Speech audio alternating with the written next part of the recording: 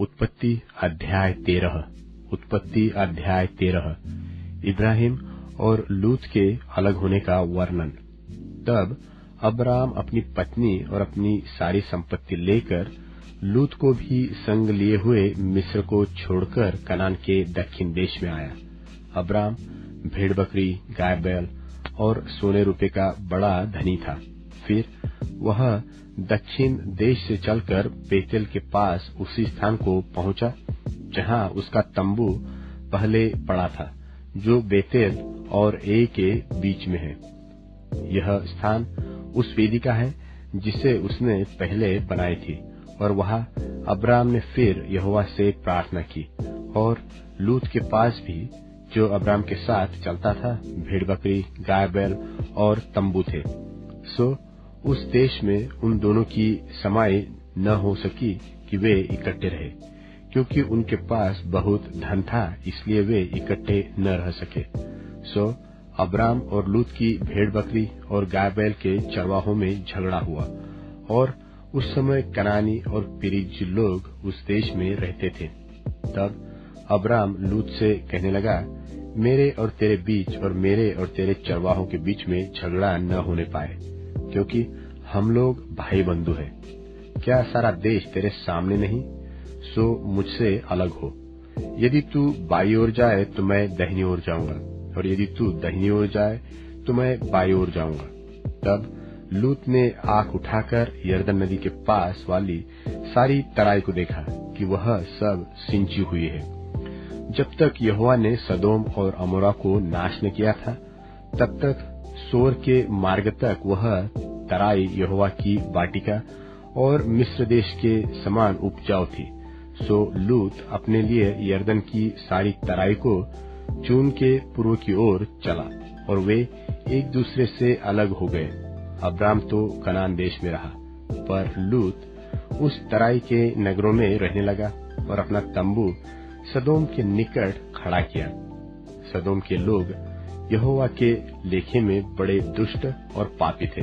जब लूत अब्राम से अलग हो गया, तब उसके पश्चात यहोवा ने अब्राम से कहा, आंख उठाकर जिस स्थान पर तू है, वहां से उत्तर, दक्षिण, पूर्व, पश्चिम चारों ओर दृष्टि कर, क्योंकि जितनी भूमि तुझे दिखाई देती है, उस सब को मैंने तुझे और तेरे वंश को युग युग के लिए दूंगा।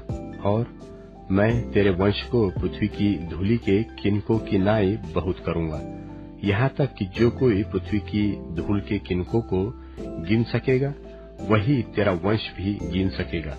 उठ, इस देश की लंबाई और चौड़ाई में चल फिर, क्योंकि मैं उसे तुझी को दूंगा। इसके पश्चात अब्राम अपना तंबू उठाकर ममरे के बांजों के बीच, जो हेब्रोन में थे, जाकर रहने लगा, और वहां भी यहोवा की एक वेदी बनाई। उत्पत्ति अध्याय 14। उत्पत्ति अध्याय 14। इब्राहिम के विजय और मेल्किसेदेक के दर्शन देने का वर्णन।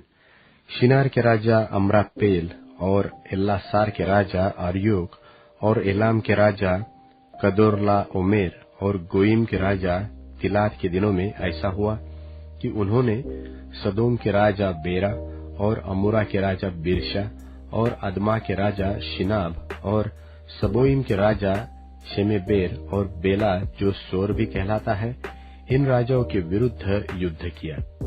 इन पांचों ने सिद्दीम नाम तराई में, जो खारे ताल के पास है, एका किया। 12 वर्ष तक तो ये कदोरला ओमेर के अधीन रहे, पर 13वें वर्ष में उसके विरुद्ध उठे। सो 14वें वर्ष में कदोरला ओमेर और उसके संगी राजा आए, और अश्तरोत्कनम में रपाइयो और हाम में जुजियो और शाबे किरियातैम में एमियो को और सेर नाम पहाड़ में होरियों को मारते मारते उस एल्पारान तक, जो जंगल के पास है, पहुंचाए। वहां से वे लौटकर एमनी शपात को आए, जो कादेश भी कहलाता है, और अमालिकियों के सारे देश को और उन एमोरियों को भी जीत लिया, जो हससोनातमार में रहते थे। तब सदोम, अमोरा, अदमा, सबोइम और बेला जो सोर भी कहलाता है, इनके राजा निकले और सिद्दीम नाम तराई में उनके साथ युद्ध के लिए पांति बांधी, अर्थात एलाम के राजा कदोर्लाओमेर, गोइम के राजा तिलाद, शिनार के राजा अमरापेल और एल्लासार के राजा अरियोक, इन चारों के विरुद्ध उन पांचों ने पांति बांधी। सिद्दीम नाम तराई में जहां लसार मिट्टी के गड्ढे ही गड्ढे थे और सदोम और अमोरा के राजा भागते भागते उनमें गिर पड़े और जो बचे वे पहाड़ पर भाग गए। तब वे सदोम और अमोरा के सारे धन और भोजन वस्तु को लूट लाट कर चले गए। और अब्राम का भतीजा लूत जो सदोम में रहता था, उसको भी धन समेत वे लेकर चले गए। तब एक जन जो भागकर बच निकला था, उसने जाकर इब्री अब्राम को समाचार दिया। अब्राम तो एमोरी मम्रे जो एशकोल और आनेर का भाई था, उसके बांज वृक्षों के बीच में रहता था, और ये लोग अब्राम के संग वाचा बांधे हुए थे।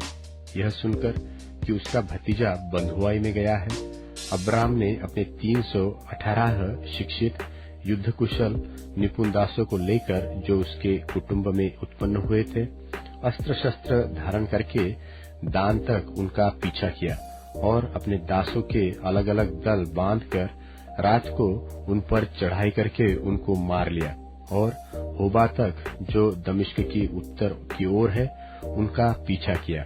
और वह सारे धन को और अपने भतीजे लूत और उसके धन को और स्त्रियों को और सब बंधुओं को लौटा ले आया। जब वह कदोर्लाओमेर और उसके साथी राजाओं को जीतकर लौट आता था, तब सदोम का राजा शावे नाम तराई में, जो राजा की भी कहलाती है, उससे भेंट करने के लिए आया। तब शालेम का राजा मेल्किसेदेक, जो परम प्रधान परमेश्वर का याजक था, रोटी और दाख मधु ले आया और उसने अब्राम को यह आशीर्वाद दिया कि परम प्रधान परमेश्वर की ओर से, जो आकाश और पृथ्वी का अधिकारी है, तू धन्य हो, और धन्य है परम प्रधान परमेश्वर, जिसने तेरे विद्रोहियों को तेरे वश में कर दिया है। तब अब्राम ने उसको सबका दशमांश दिया। तब सदोम के राजा ने अब्राम से कहा, प्राणियों को तो मुझे दे और धन को अपने पास रख। अब्राम ने सदोम के राजा से कहा, परम प्रधान परमेश्वर यहोवा, जो आकाश और पृथ्वी का अधिकारी है, उसकी मैं यह शपथ खाता हूँ कि जो कुछ तेरा है उसमें से न तो मैं एक सूत और न जूती का बंधन, न कोई और वस्तु लूंगा, कि तू ऐसा न कहने पाए कि अब्राम मेरे ही कारण धनी हुआ। पर जो कुछ इन जवानों ने खा लिया है और उसका भाग जो मेरे साथ गए थे, अर्थात आनेर, एशकोल और मम्रे, मैं नहीं लौटाऊंगा। वे तो अपना अपना भाग रख ले। उत्पत्ति अध्याय 15। उत्पत्ति अध्याय 15। इब्राहिम के साथ यहोवा के वाचा बांधने का वर्णन। इन बातों के पश्चात यहोवा का यह वचन दर्शन में अब्राम के पास पहुंचा कि हे अब्राम, मत डर, तेरी ढाल और तेरा अत्यंत बड़ा फल मैं हूँ। अब्राम ने कहा, हे प्रभु यहोवा, मैं तो निर्वंश हूँ और मेरे घर का वारिस यह दमिश्की एलीजेर होगा, सो तू मुझे क्या देगा? और अब्राम ने कहा, मुझे तो तूने वंश नहीं दिया, और क्या देखता कि मेरे घर में उत्पन्न हुआ एक जन मेरा वारिस होगा। तब यहोवा का यह वचन उसके पास पहुंचा कि यह तेरा वारिस न होगा, तेरा जो निज पुत्र होगा वही तेरा वारिस होगा। और उसने उसको बाहर ले जाके कहा, आकाश की ओर दृष्टि करके तारागण को गिन, क्या तू उनको गिन सकता है? फिर उसने उससे कहा, तेरा वंश ऐसा ही होगा। उसने यहोवा पर विश्वास किया और यहोवा ने इस बात को उसके लेखे में धर्म गिना। और उसने उससे कहा, मैं वही यहोवा हूँ जो तुझे कसदियों के ऊर नगर से बाहर ले आया कि तुझको इस देश का अधिकार दूं। उसने कहा, हे प्रभु यहोवा, मैं कैसे जानूं कि मैं इसका अधिकारी हूँगा? यहोवा ने उससे कहा, मेरे लिए 3 वर्ष की एक कलोर और 3 वर्ष की एक बकरी और 3 वर्ष का एक मेंढा और एक पिंडुक और कबूतर का एक बच्चा ले। और इन सबों को लेकर उसने बीच से 2 टुकड़े कर दिया और टुकड़ों को आमने सामने रखा, पर चिड़ियों को उसने टुकड़े न दिया। और जब मांसाहारी पक्षी लोथों पर झपटे तब अब्राम ने उन्हें उड़ा दिया। जब सूर्य अस्त होने लगा तब अब्राम को भारी नींद आई और देखो अत्यंत भय और महा अंधकार ने उसे छा लिया। तब यहोवा ने अब्राम से कहा, यह निश्चय जान कि तेरे वंश पराये देश में परदेशी होकर रहेंगे और उस देश के लोगों के दास हो जाएंगे और वे उनको 400 वर्ष दुख देंगे। फिर जिस देश के वे दास होंगे उसको मैं दंड दूंगा और उसके पश्चात वे बड़ा धन वहां से लेकर निकल आएंगे। तू तो अपने पितरों में कुशल के साथ मिल जाएगा। तुझे पूरे बुढ़ापे में मिट्टी दी जाएगी, पर वे 4थी पीढ़ी में यहाँ फिर आएंगे, क्योंकि अब तक एमोरियों का अधर्म पूरा नहीं हुआ। और ऐसा हुआ कि जब सूर्य अस्त हो गया और घोर अंधकार छा गया, तब एक अंगीठी जिसमें से धुआं उठता था और जलता हुआ पलीता देख पड़ा, जो उन टुकड़ों के बीच में से होकर निकल गया। उसी दिन यहोवा ने अब्राम के साथ यह वाचा बांधी कि मिस्र के महानद से लेकर परात नाम बड़े नद तक जितना देश है, अर्थात केनियो, कनिजियो, कदमोनियो, हित्तियो, परिजियो, रपाइयो, एमोरियो, कनानियो, गर्गाशियो और यबूसियों का देश मैंने तेरे वंश को दे दिया है। मत्ती रचित सुसमाचार 5वां अध्याय। वह इस भीड़ को देखकर पहाड़ पर चढ़ गया और जब बैठ गया तो उसके चेले उसके पास आए और वह अपना मुंह खोलकर उन्हें यह उपदेश देने लगा, धन्य है वे जो मन के दीन हैं, क्योंकि स्वर्ग का राज उन्हीं का है। धन्य है वे जो शोक करते हैं, क्योंकि वे शांति पाएंगे। धन्य है वे जो नम्र हैं, क्योंकि वे पृथ्वी के अधिकारी होंगे। धन्य है वे जो धर्म के भूखे और प्यासे हैं, क्योंकि वे तृप्त किए जाएंगे। धन्य है वे जो दयावंत हैं, क्योंकि उन पर दया की जाएगी। धन्य है वे जिनके मन शुद्ध हैं, क्योंकि वे परमेश्वर को देखेंगे। धन्य है वे जो मेल करवाने वाले हैं, क्योंकि वे परमेश्वर के पुत्र कहलाएंगे। धन्य है वे जो धर्म के कारण सताए जाते हैं, क्योंकि स्वर्ग का राज्य उन्हीं का है। धन्य हो तुम जब मनुष्य मेरे कारण तुम्हारी निंदा करें और सताएं और झूठ बोल बोल कर तुम्हारे विरोध में सब प्रकार की बुरी बात कहें। आनंदित और मगन होना, क्योंकि तुम्हारे लिए स्वर्ग में बड़ा फल है, इसलिए कि उन्होंने उन भविष्यद्वक्ताओं को जो तुमसे पहले थे इसी रीति से सताया था। तुम पृथ्वी के नमक हो, परंतु यदि नमक का स्वाद बिगड़ जाए तो वह फिर किस वस्तु से नमकीन किया जाएगा? फिर वह किसी काम का नहीं, केवल इसके कि बाहर फेंका जाए और मनुष्यों के पैरों तले रौंदा जाए। तुम जगत की ज्योति हो। जो नगर पहाड़ पर बसा हुआ है वह छिप नहीं सकता, और लोग दिया जलाकर पैमाने के नीचे नहीं परंतु दीवट पर रखते हैं, तब उससे घर के सब लोगों को प्रकाश पहुंचता है। उसी प्रकार तुम्हारा उजियाला मनुष्यों के सामने चमके, कि वे तुम्हारे भले कामों को देखकर तुम्हारे पिता की जो स्वर्ग में है बड़ाई करें। यह न समझो कि मैं व्यवस्था या भविष्यद्वक्ताओं की पुस्तकों को लोप करने आया हूं। लोप करने नहीं परंतु पूरा करने आया हूं, क्योंकि मैं तुमसे सच कहता हूं कि जब तक आकाश और पृथ्वी टल न जाएं, तब तक व्यवस्था से एक मात्रा या एक बिंदु भी बिना पूरा हुए नहीं टलेगा। इसलिए जो कोई इन छोटी से छोटी आज्ञाओं में से किसी एक को तोड़े और वैसा ही लोगों को सिखाए, वह स्वर्ग के राज्य में सबसे छोटा कहलाएगा।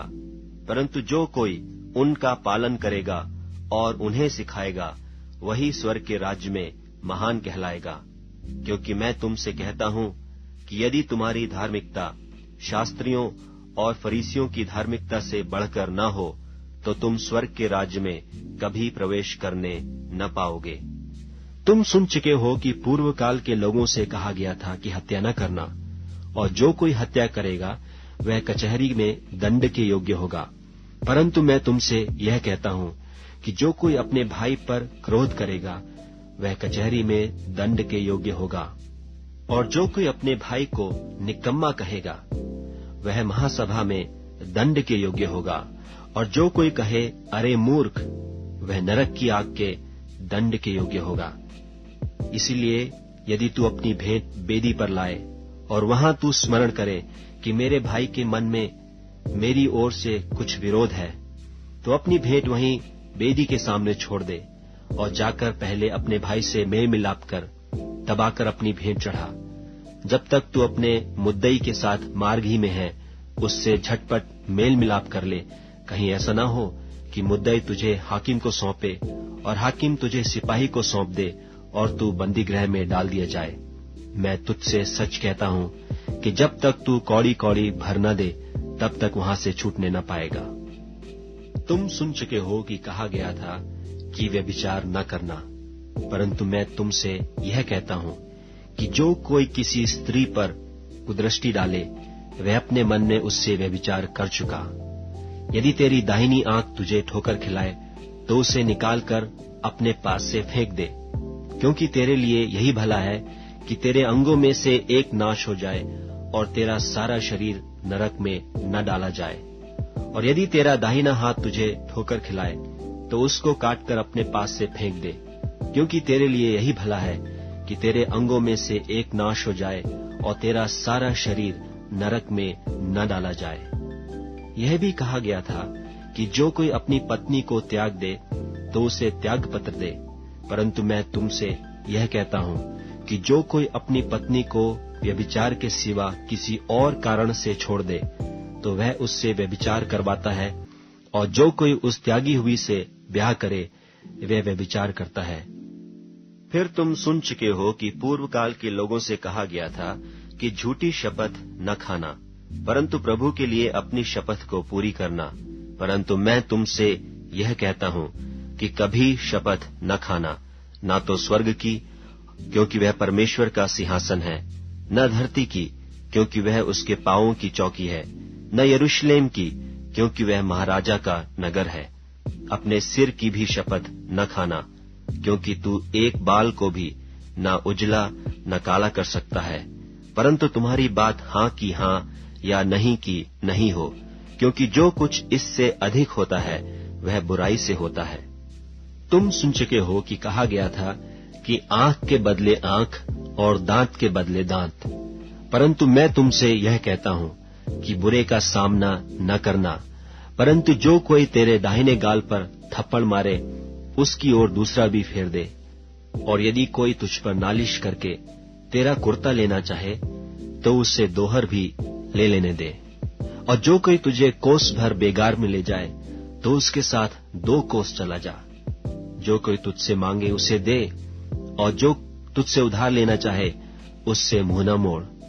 तुम सुन चुके हो कि कहा गया था कि अपने पड़ोसी से प्रेम रखना और अपने बैरी से बैर, परंतु मैं तुमसे यह कहता हूं कि अपने बैरियों से प्रेम रखो और अपने सताने वालों के लिए प्रार्थना करो, जिससे तुम अपने स्वर्गीय पिता की संतान ठहरोगे, क्योंकि वह भलों और बुरों दोनों पर अपना सूर्य उदय करता है और धर्मियों और अधर्मियों दोनों पर मेह बरसाता है।